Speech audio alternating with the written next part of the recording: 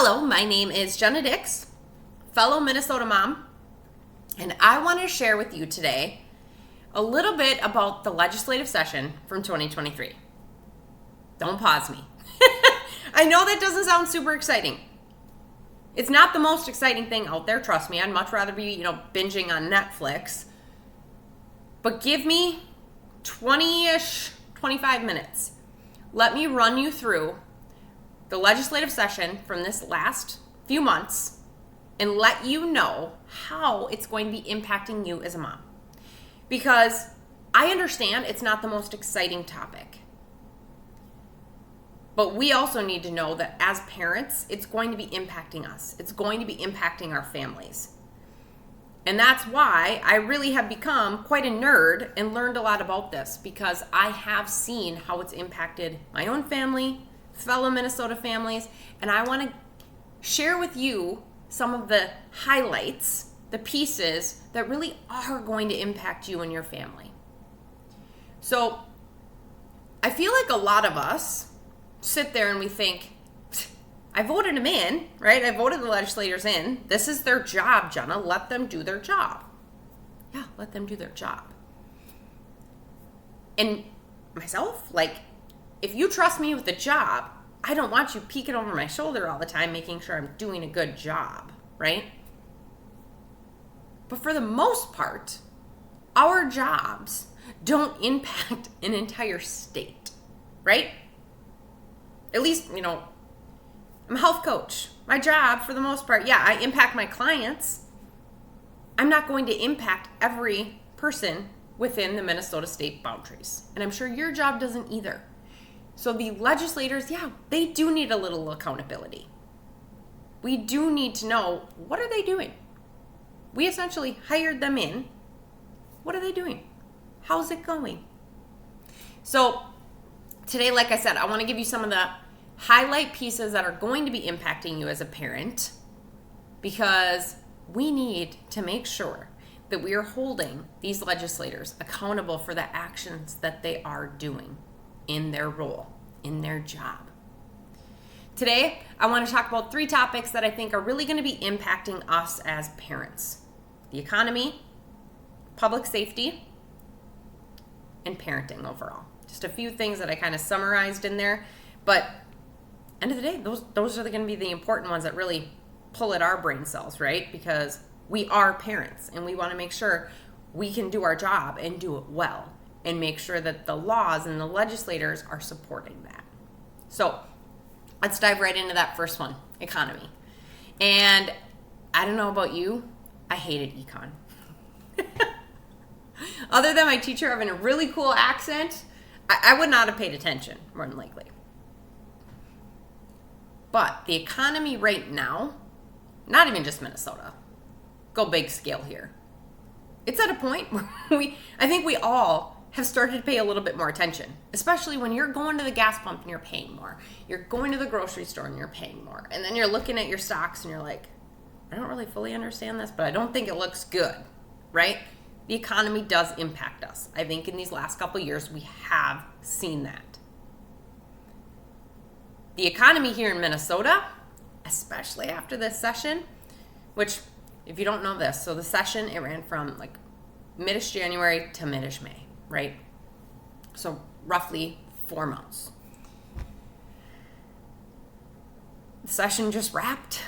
We need to focus on the economy because some things that just happened or will be happening will be impacting our economy and impacting our mommy purses. So last year when the election cycle was going, we're all about to head to the polls and vote. Some of the stuff the candidates were talking about was that we had close to an 18 billion, right? What's his name? Austin Powers guy. $18 billion surplus in the state. That's a lot of money. That's more money than I could even fathom. And we had that surplus at a point where Minnesota families' budgets were really starting to get stretched, right? The pocketbooks were starting to feel like things are getting tighter. The hope was legislators were going to get in there and kind of help Minnesota families feel a little bit better utilizing that surplus to their advantage. As session wraps, it sure looks like a lot of those legislators got in there and thought, shopping spree. Which, hey, if you'd given me a lot of money when I was like 21, that's what I would have done. 1,000%. But we hope that the legislators that we vote in there are going to be fiscally responsible. And it sure as heck doesn't feel that way as session is concluding. In addition to the 18 bill, they spent another $10 billion, $28 billion total, gone, right? Is it all like already like out there, cash in the wind? Not essentially, but it's all divvied out. Like they know where it's going, okay? They put so many budget increases in play. We saw 40% budget increases. 40%. Minnesota has never seen a number that high. That's the highest in Minnesota history. So 18 bill plus 10. Gone. All right, Jenna, so what does that mean to me? That's a lot of money, yeah. But like I said, the 18 bill, I couldn't even really wrap my head around that. And now you're adding another 10. It's hard to wrap your head around that. What that means to you is an increase of $3,500 per year for an average Minnesotan's taxes. $3,500 more. Are you ready to pay that? Because the average Minnesotan will be. The DFL is out there right now, and they're very much tooting their horns that they gave tax cuts. They did put out a tax credit. But the parameters, you need to make less than $35,000 per couple. $35,000 per couple. So we're talking, let's say there's a young mom, she's working a job, she's got a 40-hour-a-week job, and she's making $17 an hour. Just her. Either, dad's sick and he doesn't work, or she's single mom in it. She makes too much money. She alone makes too much money and will not get this tax credit. That is not going to help Minnesota families at all. Okay? The average Minnesotan family will not feel that perk. Period. All right, well, they're also saying that they're giving us walls checks, though, Jenna. Those are going to be nice, right? When we all were running for the election last year, the DFL was saying that we are going to be receiving walls checks. We will send you walls checks. You'll be getting, $2,000 per person, a rebate. Essentially kind of like the, hey, we took too much of your money. We have a huge surplus. Here's some back. All right, they said $2,000. The Republicans, even at that point, were like, that's kind of bogus. Like, that's not good. That's not decent for our people. They deserve better. And then the DFL, they of course had their talking points, and those rich Republicans, they just don't relate. They don't understand. $2,000 would really help you out. Well, the DFL got in power because remember, they have the trifecta. They hold all 4 state offices. They're in power in the Senate, and they're in power in the House. 2,000? Is that what we said? Oh, sorry. We were joking. You get $260 each. That will be the rebate check. $260. And every person in the state will get that, including the people that didn't even pay taxes. Which I don't know how you feel about that, but for me, I'm like, wait a minute. You didn't put in the kitty, you shouldn't get money, right? If you didn't put money in there, let me have your $260 and my $260, right? Like, it's kind of how my brain went for a moment, because I'm like, wait a minute, we're barely getting anything back. anyway, and plus we have to give them another $3,500 anyway. These checks are a joke. In my opinion, you can make up your own mind. The last piece of the economy that you may think, well, that doesn't really affect me as a mom. The businesses here are going to continue to take the hits. Let me tell you, Minnesota businesses are not going to be thriving anytime soon for the most part. Especially smaller companies, those mom and pop shops. They already took the hit hard with the pandemic. Especially here in Minnesota, because we had really cool laws and requirements and regulations in play for businesses. The smaller ones, not the Targets. And the hits will continue to keep coming because they put through a lot of legislation that is not supporting the businesses. At the, I believe, start of next year. Look up the date, but you can quote me on this part, that we will soon have the highest business taxes in the country. I love Minnesota. My family's here, right? I can't even lie. That's probably one of the only reasons I really love Minnesota, because I hate being cold. I'm happy right now because it's summer. Our football team, not my team. I'm not a Vikings girl. So it's not like Minnesota is an amazing state where we should have the highest business taxes ever. But yet we will. And then people are screaming, why are businesses leaving? Hey, my favorite business, they just moved away. Or my favorite business, they just shut down because they couldn't afford to be here anymore. So yes, it will impact us. And if you happen to be a mom business owner, girlfriend, get ready. It will impact you, especially if you have any employees. Because the FMLA Act that they just put through, even if you have one employee, it will affect you. As a mom, maternity leave to me was important. I was at a company at the time that I got a really decent maternity leave. But I also am a realist, and I know that there's some companies that it's not possible.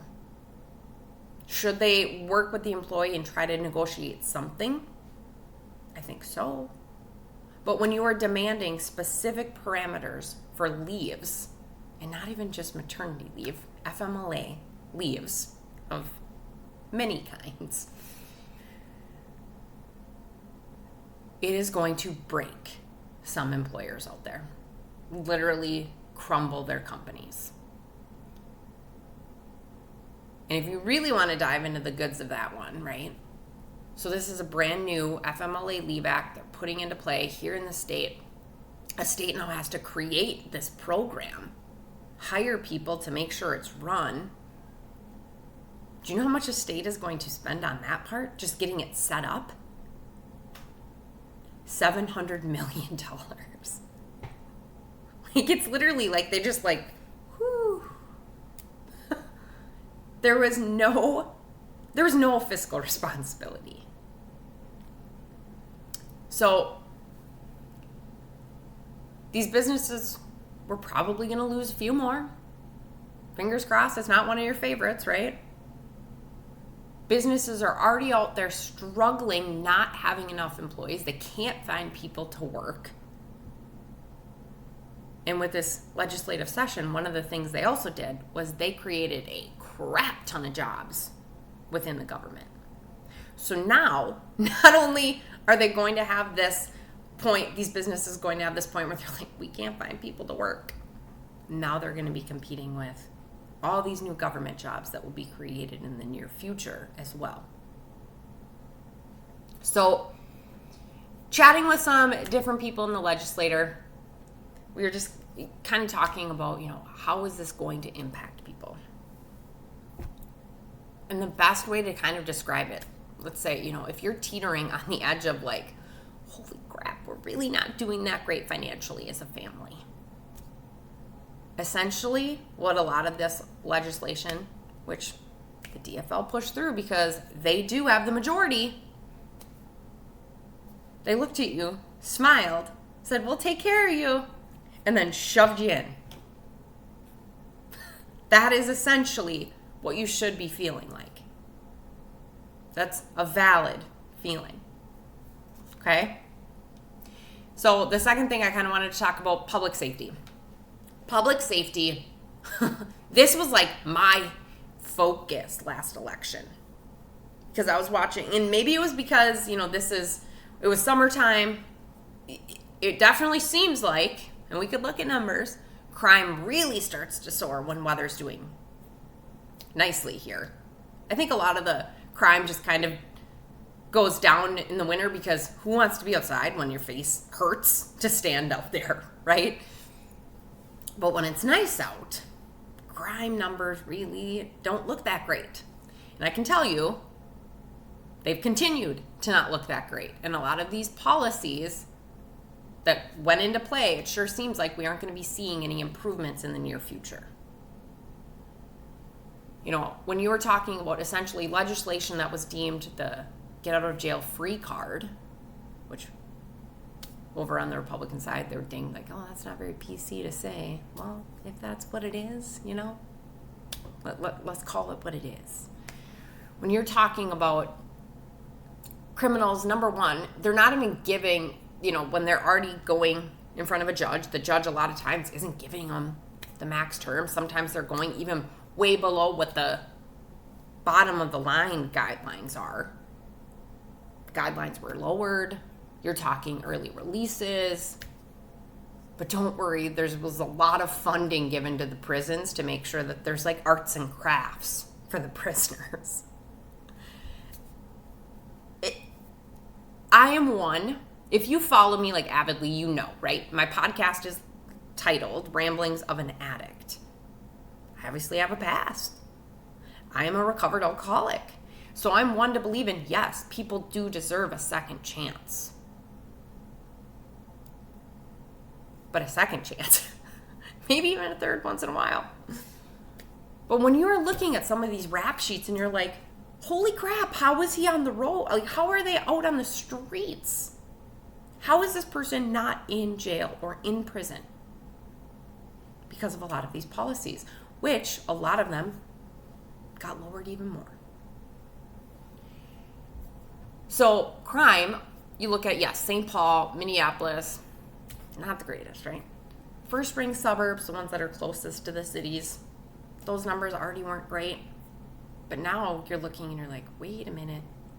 Second ring of the suburbs, they're starting to get a little more impacted. Third ring, they're starting to get a little bit more impacted. You got bus lines and light rails starting to travel across the state even more, which, as we've seen so far, does bring higher crime rates. It doesn't look great for public safety for families. We are a family that fully backs the blue.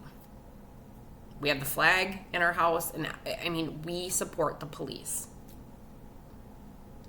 But when they're maxed, when their bandwidth is stretched so thin, it's hard. People are quick to blame the cops for a lot of these issues. How? When they don't have the bandwidth. They don't have time to report to every single thing. When they're getting way more calls, they're dealing with a lot more stuff and less officers. Because I'm sorry, not a ton of people want to become a police officer right now, especially in the state of Minnesota. One last piece with the public safety, that this was a legislation that went through that I will be very transparent. I did not focus on it. It was not one of my hills. And it was the legalization of weed. I thought, well, it's already legal in the aspect of you can go buy, it in food, gummies, drinks, things of that sort here. But now, you can also buy it and smoke it in Minnesota. I obviously am not well versed on that topic, so I'm assuming you can just go buy like the plant, right? But essentially, where my brain went after, thanks to some different conversations I had, was making that legal also is going to have an impact then on the consequences that are associated with marijuana, which I'm willing to bet you, right? The people that are involved in marijuana illegally probably aren't going to vanish. Do you think, as some of my family would call them, the dope dealers are just going to disappear? Probably not, because that's how they make money. You're not just going to take away their income source. Maybe, I don't know, maybe they have sales tactics now, like, oh, we sell it cheaper than the store down the road, or we have a better strand, or I don't know. But by legalizing it, there's going to be less penalties on those types of individuals. Which a lot of times, yes, other bad things can be correlated with that black market crap. So, just some food for thought that I will be transparent. Like I said, I didn't think a lot about it. But we might want to, as mamas, keep an eye on that kind of stuff. Okay? The last thing that I wanted to focus on is, I thought about this title. I'm like, I don't know, parenting in general. Just some of these legislation pieces that really just fall into our role as a parent, right? Because it's kind of a hodgepodge, you know what I mean. I was chatting with a friend, and the other day we were like, do we even have rights as parents anymore? Do we have a say? Because with some of the legislation that came down, some of the things we don't anymore. When it comes to abortion, when it comes to our kid deciding that they want to change their gender, we don't have a say. Our kids can go do these things as minors without getting the from their parent. And yes, I understand. I'm thinking of my specific senator in my area and all her comebacks, right? There's going to be certain children that need kind of some guardrails in play because, I don't know, wackadoodle parents. But the one piece too that if a parent does, I don't want that for my child. I don't want my daughter to switch to a boy. I don't want my daughter to have an abortion. Right? Kids can all be taken from that parent. The parent has no say. That's terrifying. Terrifying. So you're telling me my kid can't go buy cigarettes, my kid can't sign up for the military, my kid can't drink, my kid can't go get, a facelift, but they can go chop off their ding-dong and put a hoo-ha and start taking hormones to completely, essentially, F up their body. That's scary. That's really scary. I could go on that one all day. I'm not going to because I'd probably cry. Probably ugly cry. And on top of that, I think a lot of parents were aware of those two things that did go through this year because there was a lot of noise. Thankfully, I'm hoping there's more accountability moving forward. Taxes, right? DFL's really, like I said, we're giving tax relief and tax breaks, and I already went over that. But let me also say, right, they're quick to say, they want to make sure, yes, that they are the pro-choice side, but they also want to make sure they're supporting families. Well, then why, on Mother's Day, did they very quietly, taxes were removed from essential baby items? So think like diapers, wipes, things of that sort. Oh, they added it back on. Just kidding. You're not going to get a tax break on that. You still should pay taxes on those items, even though your baby absolutely needs them. I don't know, kind of an a-hole move in my mind, but you think on that one yourself, right? Another note that I wanted to talk about, and this one I also think it did get a lot of highlight, a lot of limelight as the session was going. Pedophilia. I did a video on that already. You can go back to one of my recent videos. I did it probably a month ago about this. Essentially, the DFL has left a gate open for pedophilia in the state of Minnesota. That's my 2 cents on it, right? Because there was an amendment added in. The House of Representatives unanimously voted it in huge thank you to Representative Harry Niska for creating the amendment. He tried. Our side tried. The DFL, they voted it in. And then they removed it. Do your research. That's scary.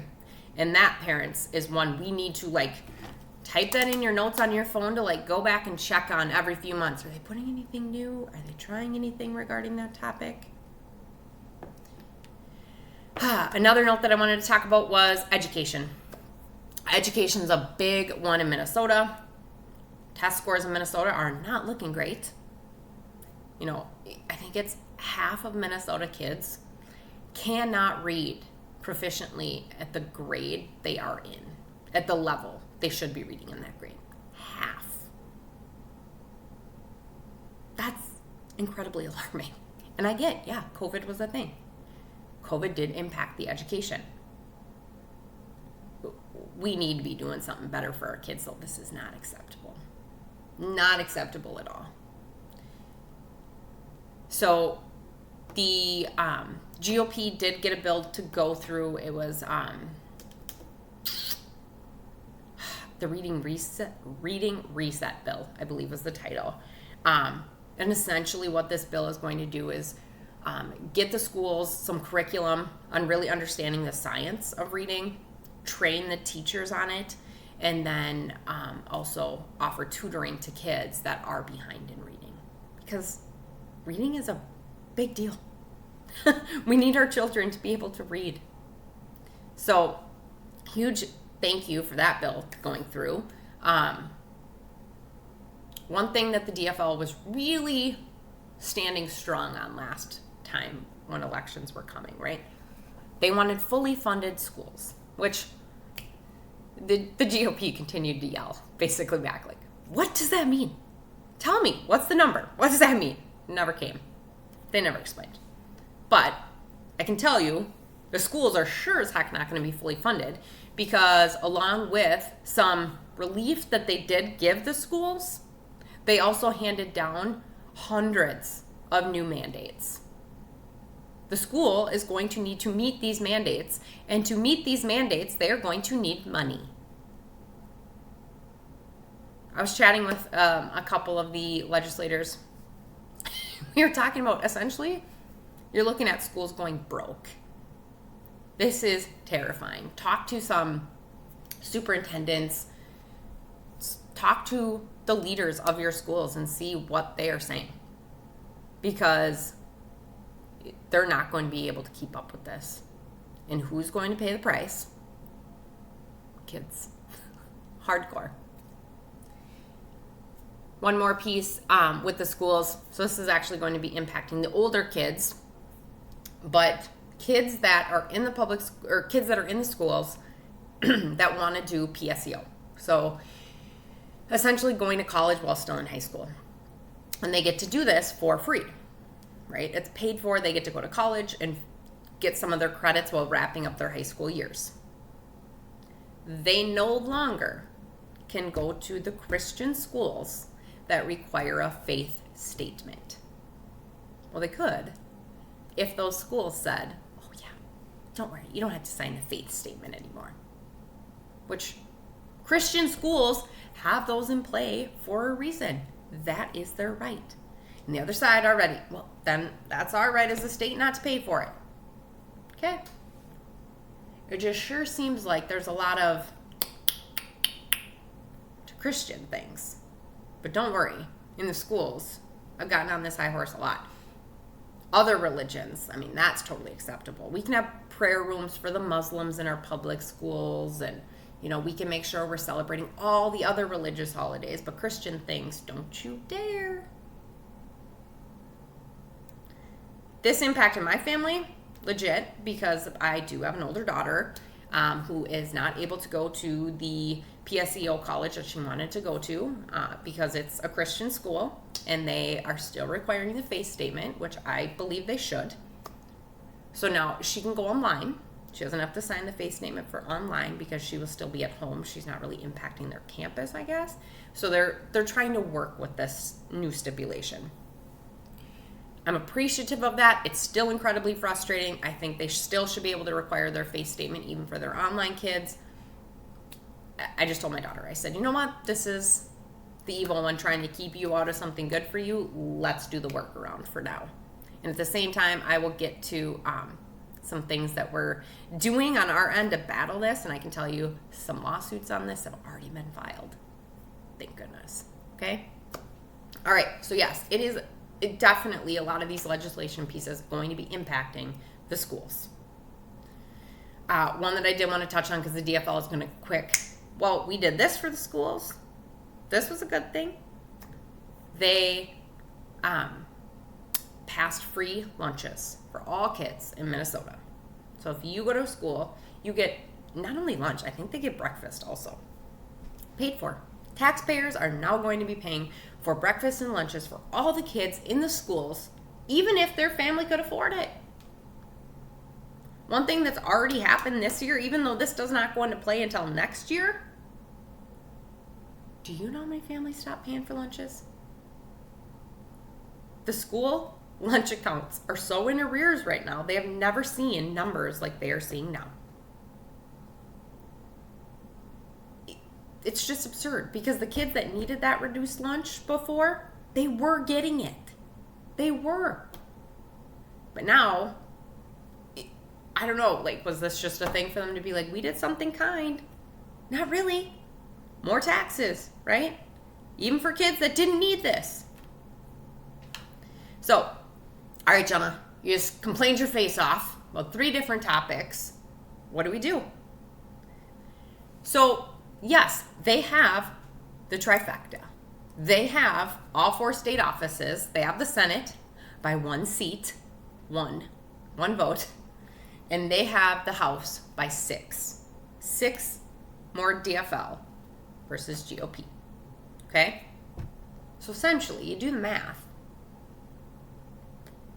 We're close to a 50-50 state.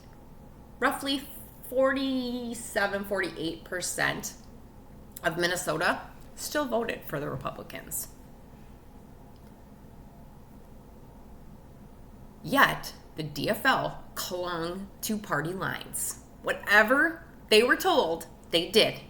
Even if they came from a district that was kind of mediocre, kind of mixed, kind of purple, they didn't care.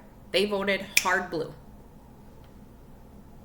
We need to, as Minnesota, make sure they understand you are in that spot. You need to go purple sometimes. Your football team is purple, right? Say yours, because I'm not a fan. They need to understand there needs to be give and take. And that means accountability from the people. Make sure they're hearing from you. And I get this is hard to understand sometimes. This is hard to swallow. I voted Democrat for a long time. I came from a union family. My grandpa was a Democrat. He was a glazer. Glazer? He was in a union, a trades union. My dad, he was in the labor's union, and then he was a railroader. Hard DFL. Because typically what we think of is the Democrats are for the working people. If all my little notes today didn't prove otherwise, please do further research. The DFL of today is not the DFL your grandpa voted for. I can tell you that. They are not the same. So like I said, accountability. These people need to hear from you. You need to let them know you did not vote what your constituents were saying. Lawsuits, they're already happening. Plenty of constitutional attorneys are already contacted. They're already putting their game plans into play for a lot of these different legislation pieces. The PSEO ones have already, there's already been lawsuits filed. And in addition to making sure that they hear from you, you need to remember this. You need to share this type of information. Is it going to be the best talk at Starbucks with your girlfriend? No. But you need to have these conversations because we need to remember these things. Because I can tell you a lot of these things are not going to go into action ASAP. A lot of these things aren't going to go into game plan for like a couple years. after the election that will kind of reverse some things. That gives us the ability to get some more balance into the House of Representatives. So not this next election, but the following, so 2024, we vote on the president, but we also have the option here in Minnesota to vote on the House again. Everybody's term is up, and we get to re-vote for the House. So we potentially could get more Republicans into the House of Representatives. Do you think it's coincidental that some of these pieces are not going into play until after that election? So maybe we haven't fully felt the impact yet, and they're also hoping that we forget about a lot of this, right? We need to remember.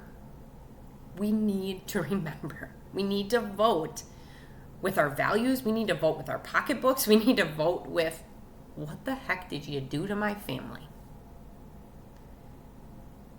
And then the last step, if you feel called, get involved. All levels, schools, cities, state. Check my channel here. I have a lot of different ways of getting involved, whether it's, finding your BPOU and explaining what your BPOU is, getting involved in affiliates, things of that sort. But I can tell you, the legislative session this year on the DFL side, they can say it all they want that they didn't, but it sure as heck feels like they forgot about the Minnesota moms out there and what values we hold close to our hearts. So make sure to share this information. I went over a couple minutes. I tried to keep it like 25-ish minutes because I get it. We're busy. Hopefully you listen to me at 2 times speed, right? But I hope this was helpful. If you have any questions, please don't hesitate to reach out. JennaDixMN@gmail.com.